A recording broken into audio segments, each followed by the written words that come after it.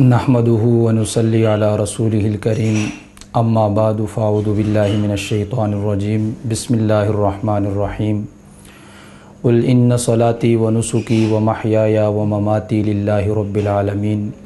व क़ाल अल्लाहु तआला फ़ी मक़ामिन आख़र फ़सल्लि लिरब्बिका वन्हर सदक़ल्लाहुल अज़ीम। मोहतरम सामिईन, आज की इस नशिस्त में यौमुल अज़हा यानी कि क़ुरबानी के दिन के हवाले से मुख्तसर फ़ज़ाइल और मसाइल बयान किए जा रहे हैं।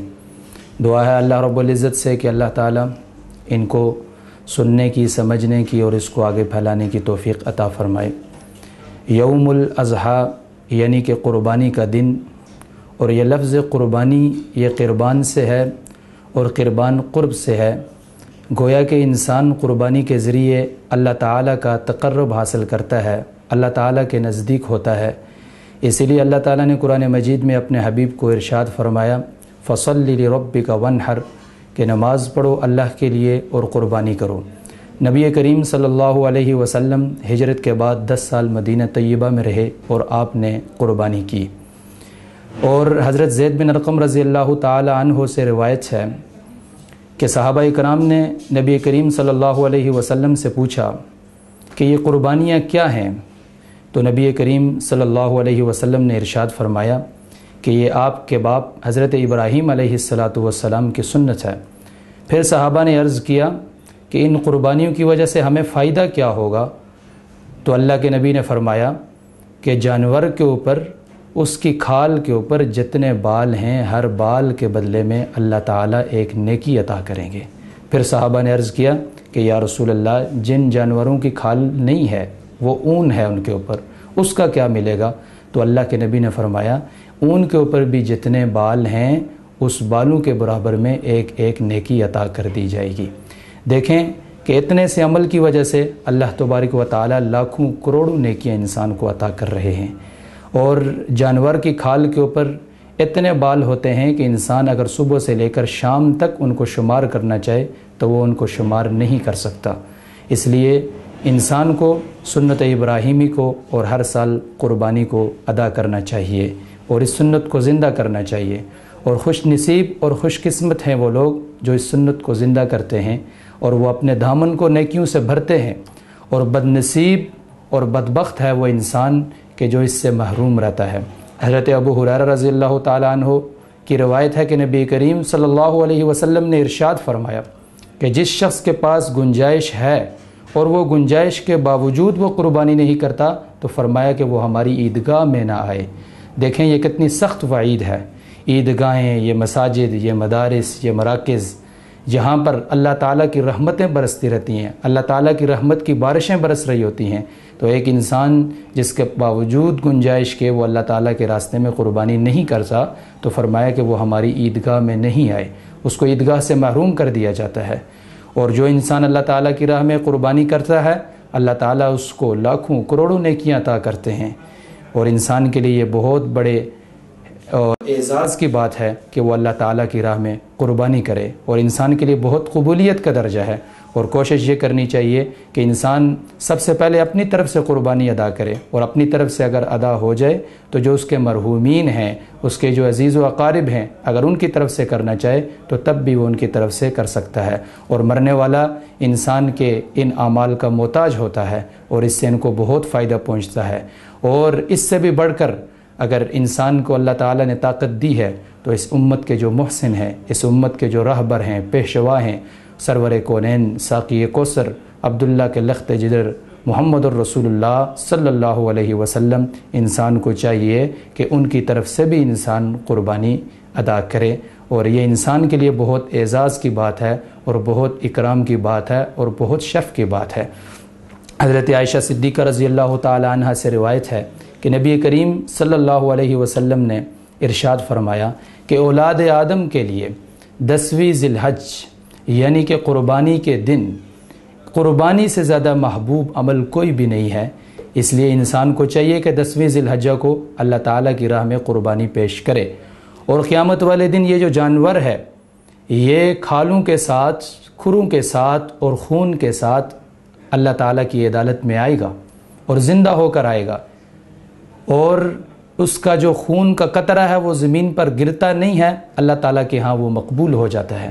اس لیے اولاد آدم کو چاہیے کہ وہ اللہ تعالیٰ کی راہ میں قربانی ادا کرے اور قربانی پیش کرے۔ ہونا تو یہ چاہیے تھا کہ انسان اپنی جان کا نذرانہ پیش کرتا اللہ تعالیٰ کی راہ میں، لیکن اللہ تعالیٰ کی رحمت کو یہ گوارا نہ ہوا۔ اللہ تعالیٰ نے حکم دیا کہ اگر تم جانوروں کی قربانی پیش کرو گے تو میں یہی سمجھوں گا کہ تم نے اپنی قربانی پیش کی ہے۔ اور اسی لیے تو اسی کو شاعر نے کہا، جان دی ہوئی تھی اسی رب کی، حق تو یہ تھا کہ حق ادا نہ ہوا۔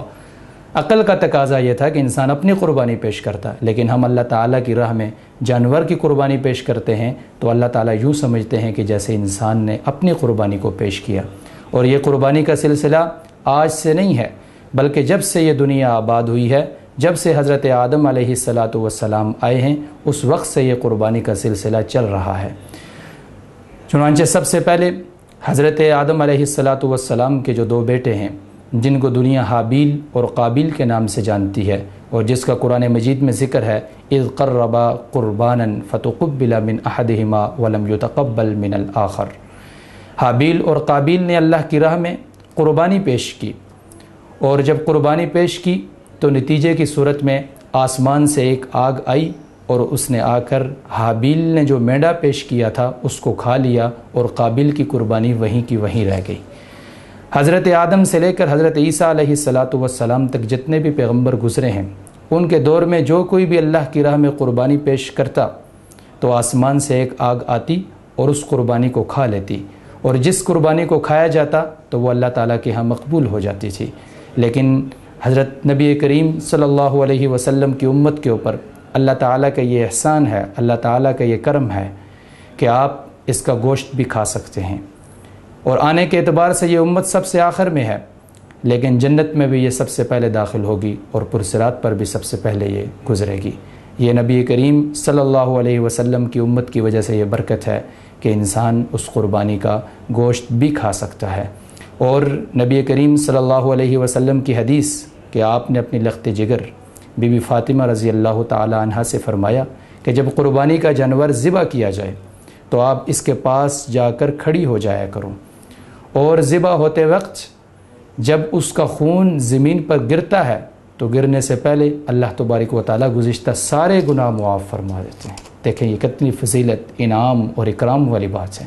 کہ اس کا خون کا قطرہ زمین پر گرتا نہیں ہے، اللہ تبارک و تعالیٰ اس کے سارے گناہ معاف فرما دیتے ہیں۔ حضرت بی بی فاطمہ رضی اللہ تعالی عنہا نے نبی کریم صلی اللہ علیہ وسلم سے پوچھا کہ یہ حکم صرف خاندان نبوت کے لیے ہے یا عام مسلمانوں کے لیے بھی ہے؟ تو نبی کریم صلی اللہ علیہ وسلم نے ارشاد فرمایا کہ خاندان نبوت کے لیے بھی ہے اور عام مسلمانوں کے لیے بھی ہے، کہ جو بھی اللہ تعالیٰ کی راہ میں قربانی پیش کرتا ہے تو اس کا خون کا قطرہ زمین پر گرنے سے پہلے اللہ تبارک و تعالیٰ اس کی بخشش، اس کی مغفرت فرما دیتے ہیں۔ چنانچہ سب سے پہلے حضرت ابراہیم علیہ السلام اللہ تعالیٰ کی راہ میں اپنے بیٹے حضرت اسماعیل علیہ السلام کی قربانی پیش کرنے کے لیے چلتے ہیں، اور اس سے پہلے بھی حضرت ابراہیم علیہ السلام کو مختلف امتحانات سے گزارا جاتا ہے، اور جو اللہ تعالیٰ کے مقربین ہوتے ہیں، اللہ تعالیٰ کے خاص ہوتے ہیں، اللہ تبارک و تعالیٰ ان کو مختلف امتحانوں سے گزارتے ہیں۔ پہلا امتحان آپ کے اوپر آتا ہے کہ آپ کو آگ کے اندر ڈالا جاتا ہے۔ جب آپ کو آگ کے اندر ڈالا جاتا ہے تو آپ نے جس عزم، جس استقامت، جس استقلال کا مظاہرہ کیا وہ آپ ہی کا حصہ تھا۔ دوسرا آپ کا امتحان جب ہوتا ہے، آپ کو اپنے لخت جگر جس کو دن اور رات کی دعائیں مانگ کر اللہ تعالیٰ سے مانگا، اس کے بارے میں جب حکم آتا ہے کہ آپ اس کو بیابانوں میں، جنگلوں میں چھوڑ کر آ جائیں، آپ اللہ تعالیٰ کے حکم کے آگے سر تسلیم خم کرتے ہیں اور اس کو بیابان جنگل کی طرف چھوڑ کر آ جاتے ہیں اور پیچھے مڑ کر دیکھتے تک نہیں ہیں۔ اور جب تیسرا حکم کہ آپ کو کہا جاتا ہے کہ آپ اپنے بیٹے حضرت اسماعیل کی قربانی پیش کریں، تو آپ اس کے اوپر بھی سر تسلیم خم کرتے ہیں، اور خواب جب آپ کو 3 دفعہ آتا ہے کہ آپ اپنے بیٹے حضرت اسماعیل کی قربانی پیش کر رہے ہیں، تو آپ نے اللہ تعالیٰ سے یہ نہیں پوچھا کہ ربا اس میں حکمت کیا ہے، اس میں مصلحت کیا ہے، میں کیوں حضرت اسماعیل کی قربانی پیش کروں۔ آپ اللہ کے حکم جو ہی آتا ہے آپ حضرت اسماعیل علیہ السلام سے کہتے ہیں یا بنی انی ارا فی المنام انی اذبحک فانظر ماذا تری، اے بیٹے میں دیکھ رہا ہوں خواب کے اندر کہ میں آپ کو ذبح کر رہا ہوں۔ اور یہ حضرت ابراہیم علیہ السلام کا اپنے بیٹے سے پوچھنا اس لیے نہیں تھا کہ اگر اس نے کہہ دیا کہ مجھے ذبح نہ کریں تو میں نہ کروں، بلکہ بیٹے کے عزم، استقلال اور اس کی قوت کو دیکھنا تھا کہ اس کا رب تعالیٰ کے اوپر کتنا یقین ہے۔ بیٹے کو آزمانا مقصود تھا، لیکن بیٹا حضرت ابراہیم علیہ السلام خلیل اللہ کا بیٹا تھا، اور جس کی صلب سے سید الاولین والآخرین، سرور کونین، ساقی کوثر، عبداللہ کے لخت جگر محمد الرسول اللہ، سید البشر، محبوب کبریا محمد الرسول اللہ صلی اللہ علیہ وسلم نے تشریف لانا تھا، بیٹا بھی وہ تھا۔ تو بیٹے نے آگے سے جواب دیا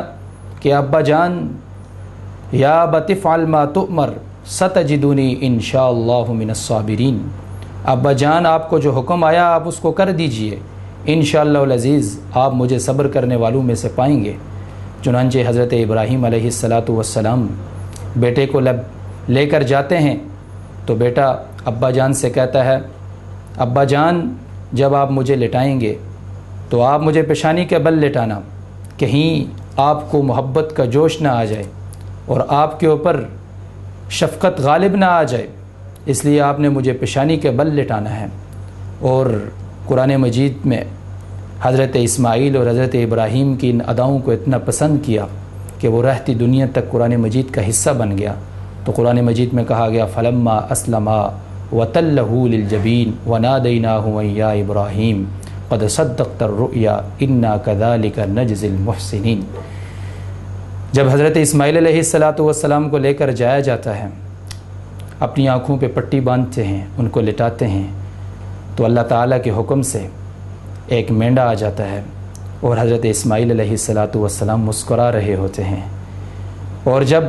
ابراہیم اور اسماعیل علیہ السلام نے اپنا کام پورا کر دیا تو رب تعالیٰ نے فرمایا انا کذالک نجزی المحسنین، ہم اسی طریقے سے بدلہ لیتے ہیں، ہم نے تو ایک امتحان لینا مقصود تھا۔ اور رہتی دنیا تک آج ہر سال مسلمان حضرت ابراہیم علیہ السلام کی سنت کو زندہ کرتے ہیں، اور پوری دنیا میں جانوروں کی قربانی پیش کی جاتی ہے، اور یہ بتایا جاتا ہے کہ ہم حضرت ابراہیم علیہ السلام کی سنت کو ہمیشہ کے لیے زندہ کریں گے۔ تو اللہ تبارک و تعالی نے فرمایا قد صدقت الرؤیا انا کذالک نجزی المحسنین ان ھذا لہو البلاء المبین وفدیناہ بذبح عظیم، کہ حضرت اسماعیل علیہ السلام نے ستجدنی انشاءاللہ من الصابرین اور وتلہ للجبین کا مظاہرہ کر کے وفدیناہ بذبح عظیم کا اعزاز حاصل کیا اللہ تعالیٰ کے ہاں۔ اور حضرت اسماعیل علیہ السلام دیکھیں کتنے عزم استقلال والے پیغمبر کے بیٹے تھے کہ انہوں نے کہا، روایتوں کے اندر آتا ہے، فرمایا کہ جب آپ مجھے لٹائیں گے تو میرے کپڑوں کو سمیٹ کر مجھے لٹانا، اس لیے کہ میرے کپڑوں کے اوپر جو خون لگے گا جب والدہ ان کو دیکھیں گی تو ان کو اس پر ملال آئے گا، اس لیے جب آپ مجھے لٹائیں گے تو آپ نے میرے کپڑوں کو سمیٹنا ہے۔ یہ تھی حضرت اسماعیل علیہ السلام کہ اللہ تعالیٰ کے حکم کو انہوں نے کیسے مانا۔ تو قربانی سے ہمیں سبق یہ ملتا ہے کہ اللہ تعالیٰ کا حکم ہمیں ہر چیز کے اوپر فوقیت دیتا ہے، اللہ تعالیٰ کا حکم ہر چیز کے اوپر غالب ہے۔ اگر ہمیں حکم آ جائے تو ہم جان کا نذرانہ بھی پیش کرنا پڑے تو ہمیں اس سے دریغ نہیں کرنا چاہیے۔ تو اس لیے کہ اللہ تعالیٰ کا یہ خاص انعام اور اکرام تھا کہ ہم اللہ تعالیٰ کی راہ میں جانور کی قربانی پیش کرتے ہیں اور اللہ تعالیٰ یوں سمجھتے ہیں کہ بندے نے اپنے آپ کو پیش کیا۔ یہ بہت بڑے انعام اور اکرام کی بات ہے۔ اب انسان قربانی اللہ تعالیٰ کی راہ میں کرتا ہے تو انسان کو سوچنا چاہیے کہ کیسے انسانوں کے ساتھ مل کر اللہ تعالیٰ کی راہ میں قربانی کی جائے۔ تو اس کے لیے ایک احتیاط انسان کو کرنی چاہیے کہ حصے کے اندر جو لوگ شریک ہیں ان میں کوشش یہ کرے کہ حلال آمدنی والے جو لوگ ہیں ان کو حصے کے اندر ساتھ شریک کیا جائے۔ اگر آپ کے ساتھ حرام آمدنی والا کوئی شخص شریک ہے، مثال کے طور پر کوئی بینک میں ملازمت کرتا ہے یا انشورنس کا پیسہ ہے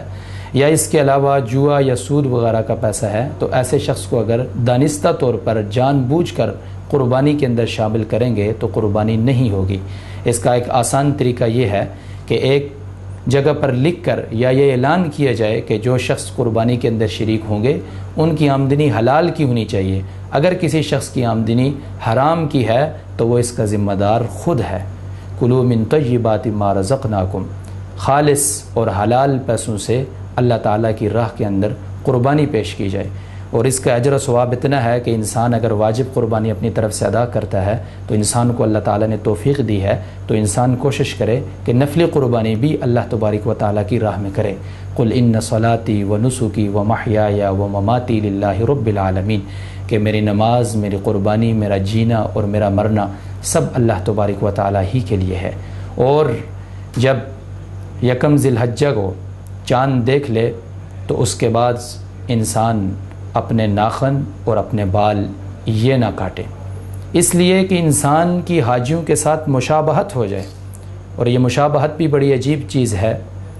حدیث کے اندر آتا ہے من تشبہ بقوم فہو من، کہ جو جس قوم کے ساتھ مشابہت اختیار کرتا ہے قیامت والے دن انہی میں سے اٹھایا جائے گا.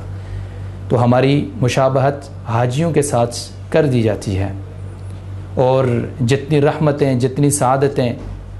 حاجیوں کے اوپر برستی ہیں، اللہ تعالیٰ وہ رحمتیں، وہ انوارات ہمارے اوپر بھی برساتے ہیں ایک مشابہت کی وجہ سے. وہ کسی شاعر نے کہا ہے کہ یا رب تیرے محبوب کی شباہت لے کے آیا ہوں، یا رب تیرے محبوب کی شباہت لے کے آیا ہوں، حقیقت اس کو تو کر دے میں صورت لے کے آیا ہوں.